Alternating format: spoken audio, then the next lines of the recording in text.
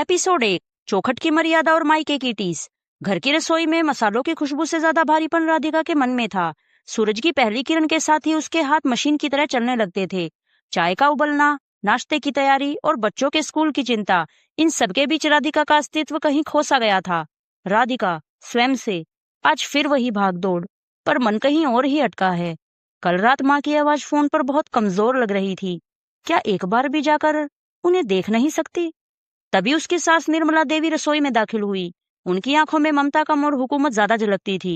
निर्मला देवी, बहू, चाय में अदरक कम है, और सुनो, आज खाने में कुछ भारी मत बनाना। कनक आने वाली है अपनी ससुराल से, उसे पनीर की सब्जी बहुत पसंद है। राधिका धीमे स्वर में, जी माँ जी, बना दूंगी। माँ जी, मैं सोच रही थी कि अगर इजाजत हो तो। निर्मला देवी बीच में ही काटते हुए, इजाजत किस बात की? फिर वही मायके का रोना। अभी कुछ दिन पहले ही तो फोन पर बात की थी। शाम को जब राधिका का पति आकाश ऑफिस से लौटा तो वह बहुत अच्छे मूड में था। वह अपनी बहन कनक के लिए ढेरों तोहफे लाया था। राधिका ने हिम्मत जुटाई और चाय का कप मेज पर रखते हुए बात शुरू की। राधिका, आकाश, माँ की तबीयत पिछले कुछ दिनों से ठीक नहीं है। भाई अकेला है, परेशान हो जाता है। क्या मैं 2-3 दिनों के लिए वहां हो आऊं? बच्चे भी अपनी नानी से मिल लेंगे। आकाश ने चाय का घूंट लिया और राधिका की तरफ ऐसे देखा जैसे उसने कोई अपराध कर दिया हो। आकाश, राधिका, तुम्हें कितनी बार समझाऊं? अब तुम्हारी प्राथमिकता यह घर है। तुम्हारे भाई को बोलो कि वह खुद संभाल ले। बार बार मायके जाने से यहाँ की व्यवस्था बिगड़ती है। और वैसे भी अगले हफ्ते मेरी बुआ के लड़के की सगाई है, वहां जाना ज्यादा जरूरी है। राधिका, पर आकाश, सगाई तो अगले हफ्ते है। मैं तब तक लौट आऊंगी। मेरी माँ को मेरी जरूरत है।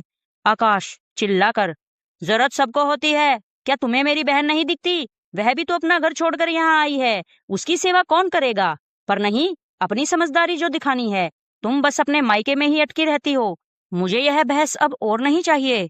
आकाश वहां से पैर पटकते हुए चला गया। राधिका रसोई की चौखट पर खड़ी रह गई। उसकी आंखों से एक आंसू टपक कर चाय की खाली कप में गिर गया। सास ने भी देखकर बस इतना कहा, खड़ी खड़ी आंसू ही बहाती रहेगी या कुछ काम धाम भी संभालेगी? यहाँ तेरे बाप ने नौकर तो भेज नहीं रखा तेरे साथ। चुपचाप जाकर काम कर, मुफ्त का खाने को नहीं मिलने वाला। राधिका खिड़की के बाहर शून्य में ताकने लगी। बाहर अंधेरा बढ़ रहा था, बिल्कुल उसके जीवन की तरह। उसे याद आया कि कैसे उसकी ननंद कनक जब भी चाहती है यहाँ आकर हफ्तों रुकती है, और आकाश उसकी हर छोटी बड़ी जरूरत का ख्याल रखता है।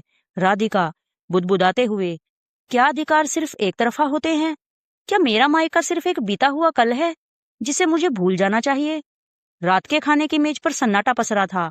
आकाश और सास अपनी बातों में मगन थे, जैसे राधिका वहां है ही नहीं। राधिका ने अपना मन कड़ा किया। उसने तय किया कि वह अब चुप नहीं रहेगी, लेकिन उसे सही मौके का इंतजार था। निर्मला देवी, बहू, कल सुबह जल्दी उठ जाना, कनक के लिए लड्डू भी बनाने हैं। राधिका, जी माँ जी। राधिका ने बस इतना ही कहा, पर उसके मन में एक तूफान उमड़ रहा था। उसे एहसास हो गया था कि इस घर में सम्मान मांगकर नहीं, छीन कर लेना होगा। मनाली की ट्रिप की चर्चा शुरू होने वाली थी, और राधिका जानती थी कि यही वह मोड़ होगा जहां से उसकी कहानी बदलेगी। समाज कहता है कि बेटी शादी के बाद पराई हो जाती है, पर क्या वह इतनी पराई हो जाती है कि अपने जन्म देने वाले माता पिता की बीमारी में उनके पास खड़ी भी ना हो सके? आकाश अपनी बहन की हर खुशी, हर त्योहार को उत्सव की तरह मनाता है, पर राधिका की माँ की सिसकियां उसे क्यों सुनाई नहीं देती? कमेंट बॉक्स में जरूर बताएं। अपनों के बीच बेगाना महसूस करना दुनिया का सबसे बड़ा दुख है। राधिका भी सह रही थी, पर कब तक? क्या मनाली की बर्फीली वादियों में उसके रिश्तों की जमी हुई बर्फ पिघलेगी या और सख्त हो जाएगी? एपिसोड 2। मनाली की बर्फीली वादियां और रिश्तों की ठिठुरन। घर के आंगन में सूटकेस खुले पड़े थे। आकाश के मामा के लड़के की शादी मनाली के एक आलीशान रिसोर्ट में तय हुई थी। पूरे घर में ऐसा माहौल था मानो कोई त्योहार हो। आकाश अपनी नई शेरवानी और जूतों को लेकर उत्साहित था। वहीं निर्मला देवी अपने गहनों की चमक को परख रही थी। आकाश हंसते हुए, अरे माँ, मनाली की ठंड में आपकी ये रेशमी साड़ियाँ खूब जचेंगी। मैंने सुना है वहां का नजारा एकदम जन्नत जैसा होता है। निर्मला देवी, हाँ बेटा, और शादी भी तो कितने बड़े खानदान में हो रही है, हमारी भी नाक ऊंची हो जाएगी। राधिका एक कोने में खड़ी अपना सामान पैक कर रही थी। उसका चेहरा थोड़ा खिला हुआ था। उसकी सगी बड़ी बहन रीता मनाली से महज 2 घंटे की दूरी पर रहती थी। राधिका ने सोचा था कि इस बहाने सालों बाद वह अपनी दीदी के गले लग सकेगी। ट्रेन की खिड़की से बाहर भागते हुए पेड़ों को देखते हुए राधिका ने बड़ी हिम्मत जुटाई। उसने आकाश के हाथ पर अपना हाथ रखा और धीमी आवाज में अपनी इच्छा जाहिर की। राधिका, आकाश, मनाली जा ही रहे हैं तो रीता दीदी का घर वहां से बहुत पास है। मैंने उनसे बात की थी, वह बहुत खुश हो रही थी। क्या हम शादी के अगले दिन एक सुबह के लिए वहां जा सकते हैं? बस 2 घंटे का ही तो रास्ता है। आकाश का खिलखिलाता चेहरा अचानक सख्त हो गया। उसने अपना हाथ झटक दिया और खिड़की की ओर देखने लगा। आकाश, रूखेपन से, फिर शुरू हो गई तुम? हम वहां अपने परिवार की शादी में जा रहे हैं, तुम्हारे रिश्तेदारों से मिलने के लिए वक्त निकालने नहीं। क्या तुम्हें तमीज नहीं है कि कब क्या मांगना चाहिए? राधिका, पर आकाश, परिवार तो दीदी भी है। शादी का मुख्य कार्यक्रम तो 2 दिन का ही है, उसके बाद तो हम खाली ही रहेंगे। निर्मला देवी तंज कसते हुए, देखो बहू, हम वहां मेहमान बनकर जा रहे हैं और शरीफ घर के लोग ऐसे बिना बुलाए किसी के घर नहीं धमकते। अपनी बहन से कहना कि कभी खुद यहाँ आए, हमें परेशान न करे। राधिका का मन बुरी तरह टूट गया। उसे समझ नहीं आ रहा था कि जो पति अपनी मौसी और बुआ के लिए पलके बिछाता है, उसे राधिका की बहन परेशानी क्यों लगती है। मनाली पहुंचने पर सब लोग खुश थे। वहां की खूबसूरती ने सबका मन मोह लिया था, सिवाय राधिका के। वह उस होटल के कमरे की बालकनी में खड़ी थी, जहां से पहाड़ों के बीच उसकी दीदी का शहर धुंधला सा दिखाई दे रहा था। मनाली की वो हवाएं जो दूसरों को ताजगी दे रही थी, राधिका के सीने में चुभ रही थी। महज कुछ किलोमीटर की दूरी पर उसका अपना लहू रहता था, पर उसके पैरों में इस घर की मर्यादा की ऐसी बेड़ियां थी कि वह एक कदम भी नहीं बढ़ा सकती थी। समाज की विडंबना देखिए, पति की हर खुशी पत्नी की जिम्मेदारी है, पर पत्नी की एक छोटी सी इच्छा पति के लिए बोझ बन जाती है। तभी राधिका के फोन की घंटी बजी। उसकी दीदी का फोन था। रीता दीदी उत्साह में, अरे राधिका, कहाँ पहुंची? मैंने तुम्हारे लिए और बच्चों के लिए सिड्डू बनाया है। जीजाजी को लेकर कब आ रही है? राधिका का गला भर आया। उसने अपने आंसू पोंछे और आवाज को सामान्य करते हुए झूठ बोला। राधिका, दीदी, वह यहाँ शादी में बहुत काम है। आकाश भी थोड़े व्यस्त हैं, शायद इस बार मिलना मुश्किल होगा। फोन कटते ही राधिका फूट फूट कर रो पड़ी। उसने महसूस किया कि वह एक ऐसी सुनहरी जेल में कैद है, जहां उसे खाने पीने को तो सब मिलता है, पर उसकी भावनाओं की कोई कीमत नहीं है। शादी के जश्न में आकाश और उसकी माँ नाच गा रहे थे। आकाश अपने मामा के रिश्तेदारों की खातिरदारी में लगा था। राधिका को वहां एक सजावटी वस्तु की तरह खड़ा कर दिया गया था। तभी उसने देखा कि आकाश अपनी मौसी के परिवार से कह रहा था, अरे, आप लोग हमारे घर क्यों नहीं आए? अगली बार बिना बताए आ जाइएगा, अपना ही घर समझिए। यह सुनकर राधिका के दिल पर जैसे किसी ने नमक छिड़क दिया हो। जो घर उसकी बहन के लिए बिना बुलाए न जाने वाला था, वही घर दूसरों के लिए अपना घर बन गया था। एक ही घर के 2 अलग अलग कानून, एक बेटी के लिए, एक बहू के लिए। राधिका ने अपमान का यह घूंट तो पी लिया, पर नीति ने उसके लिए कुछ और ही सोच रखा था। जल्द ही एक ऐसी खबर आने वाली थी जो इस घर के दोहरे चरित्र को नंगा करने वाली थी। क्या होगा जब पासा पलटेगा, जानिए अगले भाग में। एपिसोड 3, दोगला उत्साह और सब्र की ढलती शाम। मनाली की कड़वी यादों को राधिका ने अपने मन के किसी कोने में दफन कर दिया था। जीवन फिर उसी ढर्रे पर लौट आया था।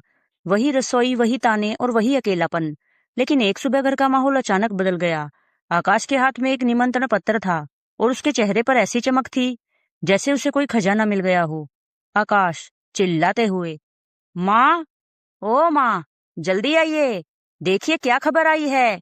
मौसी के लड़के की शादी तय हो गई है। निर्मला देवी कमरे से बाहर आई। अरे वाह, यह तो बहुत अच्छी बात है, पर इसमें इतना उछलने वाली क्या बात है?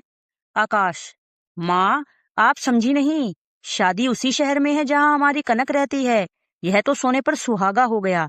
शादी की शादी और दीदी से मिलना भी हो जाएगा। राधिका जो पास ही खड़ी सोफे की धूल झाड़ रही थी, यह सुनकर ठिठक गई। उसके कान बजने लगे। उसे याद आया कि कैसे कुछ ही समय पहले उसकी अपनी बहन से मिलने की इच्छा को तमीज की कमी बताया गया था। आकाश का उत्साह थमने का नाम नहीं ले रहा था। वह फोन उठाकर अपनी बहन कनक को मिलाने लगा। आकाश फोन पर, हाँ दीदी, सुना आपने? हम सब आ रहे हैं, और सुनिए, हम शादी वाले दिन नहीं बल्कि 1 हफ्ता पहले ही आपके घर पहुंच जाएंगे। बहुत मस्ती करेंगे। जीजाजी को बोल देना कि इस बार मैं उन्हें कहीं जाने नहीं दूंगा। फोन रखने के बाद आकाश राधिका की तरफ मुड़ा, पर उसकी आंखों में राधिका के लिए प्यार नहीं बल्कि हुक्म था। आकाश, सुनो राधिका, इस बार कोई बहाना नहीं चलेगा। दीदी के लिए सबसे अच्छी वाली सिल्क की साड़ी निकाल लेना, और हाँ, उनके बच्चों के लिए भी अच्छे कपड़े ले लेंगे। मेरी बहन बहुत खुश हो जाएगी। आखिर कितने दिनों बाद हम उसके घर जाकर रुकेंगे? सच में ऐसा लग रहा है जैसे मेरी लॉटरी लग गई हो। राधिका ने गहरी सांस ली। उसका दिल तेजी से धड़क रहा था। वह सोच रही थी कि क्या रिश्तेदार सिर्फ वही होते हैं जो पति की तरफ से हों। रात को जब पूरा घर सो गया, राधिका जाग रही थी। वह अपनी अलमारी में रखी उस साड़ी को देख रही थी जो उसने अपनी बहन के लिए ली थी, पर कभी दे नहीं पाई। इंसान का दोगलापन तब सबसे ज्यादा चुभता है जब वह अपने लिए जो अधिकार मांगता है वही दूसरों को देने से मुकर जाता है। आकाश के लिए उसकी बहन का घर लॉटरी था और राधिका की बहन का घर बोझ। ममता और मोह के इस तराजू में एक पलड़ा इतना भारी था कि दूसरा जमीन छू भी नहीं पा रहा था। राधिका के मन में बरसों से जमा हुआ लावा अब बाहर आने को बेताब था। अगली सुबह जब नाश्ते की मेज पर फिर से उसी शहर जाने की प्लानिंग होने लगी तो राधिका ने खुद को तैयार कर लिया। निर्मला देवी, बहू, कनक के ससुराल वालों के लिए भी कुछ तोहफे देख लेना, खाली हाथ जाना अच्छा नहीं लगता। राधिका धीमे पर साफ स्वर में, माँ जी, क्या हम वहां बिना बुलाए जा रहे हैं? मनाली के वक्त तो आपने कहा था कि शरीफ लोग बिना बुलाए कहीं नहीं धमकते। मेज पर सन्नाटा छा गया। आकाश का निवाला उसके गले में अटक गया। आकाश आंखें तरेरते हुए, तुम फिर से पुरानी बातें खोद रही हो। वह मेरी बहन का घर है, वहां हमें बुलावे की जरूरत नहीं होती। राधिका, और मेरी बहन का घर? क्या वहां जाने के लिए मुझे आपसे लिखित अनुमति और उनकी तरफ से सरकारी न्योता चाहिए था? आपने कहा था कि मेरा घर अब यह है और मुझे मायके का मोह छोड़ देना चाहिए, तो फिर आप अपनी बहन के घर जाने के लिए इतने बेचैन क्यों हैं? क्या उन्हें अपना घर नहीं बसाना चाहिए? आकाश, जबान मत लड़ाओ राधिका, तुम मेरी दीदी की बराबरी अपने मायके से नहीं कर सकती। राधिका खड़े होते हुए, बराबरी तो आपने ही नहीं की आकाश, आपने तो मेरे स्वाभिमान को अपने पैरों तले रौंद दिया। पर याद रखिए, जब पानी सिर से ऊपर चला जाता है तो पत्थर भी अपनी जगह छोड़ देते हैं। मैं इस शादी में नहीं जाऊंगी। आकाश और उसकी माँ उसे फटी आंखों से देखते रह गए। राधिका के चेहरे पर एक अजीब सा सुकून था, जैसे उसने बरसों का बोझ उतार दिया हो। विद्रोह की शुरुआत हो चुकी थी। एक शांत समंदर में तूफान आ चुका था। क्या आकाश अपनी गलती मानेगा या राधिका का यह फैसला घर के रिश्तों को हमेशा के लिए बदल देगा? देखिए इस कहानी का अंतिम और सबसे शक्तिशाली भाग अगले एपिसोड में। एपिसोड 4, स्वाभिमान की हुंकार और अंतिम न्याय।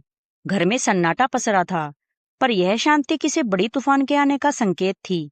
राधिका ने साफ कह दिया था कि वह ननंद के घर नहीं जाएगी।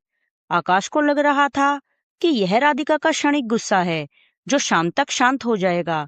वह शाम को दफ्तर से लौटते समय राधिका के लिए गजरा और उसकी पसंद की मिठाई लेकर आया। आकाश प्यार जताते हुए, देखो राधिका, मैं तुम्हारे लिए क्या लाया हूँ। अब गुस्सा छोड़ो और तैयारी शुरू करो। दीदी का बार बार फोन आ रहा है, वह तुम्हारा और बच्चों का इंतजार कर रही है। राधिका ने मिठाई की डिब्बी मेज पर रख दी और शांत भाव से आकाश की ओर देखा। राधिका, आकाश, मैंने अपना फैसला सुना दिया है। मैं अपनी बात से पीछे हटने वालों में से नहीं हूँ। मिठाई खिलाकर आप उस कड़वाहट को नहीं मिटा सकते जो आपने मनाली में मेरे मन में घोली थी। निर्मला देवी से अब और चुप नहीं रहा गया। वह कमरे में आई और ऊंची आवाज में राधिका को कोसने लगी। निर्मला देवी, बहू, तू तो हद कर रही है। एक मामूली सी बात को लेकर तू खानदान की खुशियों में अड़ंगा डाल रही है। कनक के ससुराल वाले क्या कहेंगे कि उसकी भाभी ही नहीं आई? हमारी कितनी बेइज्जती होगी, इसका अंदाजा है तुझे? राधिका खड़ी होकर, माँ जी, बेइज्जती तब हुई थी जब मनाली में मेरी सगी बहन मेरा रास्ता देखती रह गई थी। बेइज्जती तब हुई थी जब आपने कहा था कि बिना बुलाए जाना शरीफों का काम नहीं है। आज जब आपके बेटे की बहन की बात आई तो सारे नियम बदल गए। क्या मेरी बहन का कोई मान सम्मान नहीं था? आकाश गुस्से में, वह अलग बात थी राधिका, तुम बात का बतंगड़ बना रही हो। मेरी बहन और तुम्हारी बहन में फर्क है। राधिका, हाँ फर्क है आकाश। फर्क सिर्फ आपकी सोच में है। आपके लिए आपकी बहन लॉटरी है और मेरी बहन बोझ। आपके लिए आपका परिवार भगवान है और मेरा परिवार दुश्मन। लेकिन आज मैं आपको यह साफ कर दूं कि जिस रिश्ते में बराबरी का सम्मान न हो वह रिश्ता सिर्फ एक समझौता होता है और मैं अब समझौता नहीं करूंगी। आकाश ने बहुत कोशिश की, हाथ जोड़े, मिन्नतें की, यहाँ तक कि अपनी गलती का दिखावा भी किया, लेकिन राधिका के मन पर जो घाव लगे थे वे अब भर चुके थे।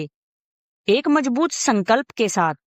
समाज की रीतियां अक्सर औरतों को चुप रहना सिखाती है, पर कभी कभी चुप्पी तोड़ना ही सबसे बड़ा धर्म बन जाता है। राधिका ने उस दिन सिर्फ एक शादी में जाने से मना नहीं किया था, बल्कि उसने उस सोच को नकारा था जो बेटियों को शादी के बाद उनकी जड़ों से काट देना चाहती है। उसने साबित कर दिया कि एक पत्नी अपना सब कुछ त्याग सकती है, पर अपना आत्मसम्मान कभी नहीं। राधिका ने अपना छोटा सा बैग पैक किया। वह ननंद के घर नहीं, बल्कि अपनी माँ के पास जा रही थी, जो बीमार थी और जिनका हाल जानने के लिए उसे हफ्तों इंतजार करना पड़ा था।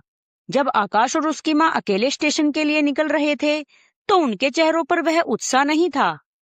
उन्हें समझ आ गया था कि उन्होंने घर की लक्ष्मी को तो पास रखा, पर उसकी आत्मा को दुखाकर उसका साथ खो दिया। वहीं राधिका अपने बच्चों का हाथ थामे अपनी माँ के घर की दहलीज पर खड़ी थी। राधिका अपनी माँ से मिलते हुए, माँ, अब मैं कहीं नहीं जा रही। जब तक तुम ठीक नहीं हो जाती, मैं यहीं रहूंगी, और अब से मेरा आना जाना किसी की इजाजत का मोहताज नहीं होगा। आकाश ने ट्रेन में बैठे हुए राधिका को मैसेज किया, मुझे माफ कर दो राधिका, मुझे तुम्हारी भावनाओं का सम्मान करना चाहिए था। राधिका ने मैसेज पढ़ा और मुस्कुरा दी। उसे माफी से ज्यादा अपनी पहचान मिलने की खुशी थी। रिश्ते वही खूबसूरत होते हैं जहां दोनों तरफ के मायके को एक जैसा आंगन मिले। अगर आप अपनी बहन के घर जाने को अधिकार समझते हैं, तो अपनी पत्नी की बहन के घर जाने को उसका हक समझिए, सम्मान दीजिए, तभी सम्मान मिलेगा। यह थी राधिका के स्वाभिमान की कहानी। आज की सीख, बेटी की विदाई होती है, उसके अधिकारों की नहीं। मायका सिर्फ एक घर नहीं, एक औरत की पहचान और उसकी ताकत होता है। आज का सवाल, क्या आपको लगता है कि अक्सर एक लड़की के मायके के रिश्तों को वो सम्मान और आदर नहीं दिया जाता जो ससुराल के रिश्तेदारी को दिया जाता है? अपनी राय कमेंट्स में जरूर बताएं। Free audio post-production by alphonic.com। और हाँ, आप हमारी यह कहानी दुनिया के किस कोने या किस शहर से देख रहे हैं, अपनी शहर का नाम कमेंट में जरूर लिखें, ताकि हमें पता चल सके कि राही की आवाज कहाँ कहाँ तक पहुँच रही है। दोस्तों, अगर ये कहानी आपके दिल तक पहुँची है तो इसे लाइक और शेयर जरूर करें। मेरी ऐसी ही और सच्ची कहानियों से जुड़ने के लिए हमें फॉलो और सब्सक्राइब करके मेरा हौसला जरूर बढ़ाएं। धन्यवाद।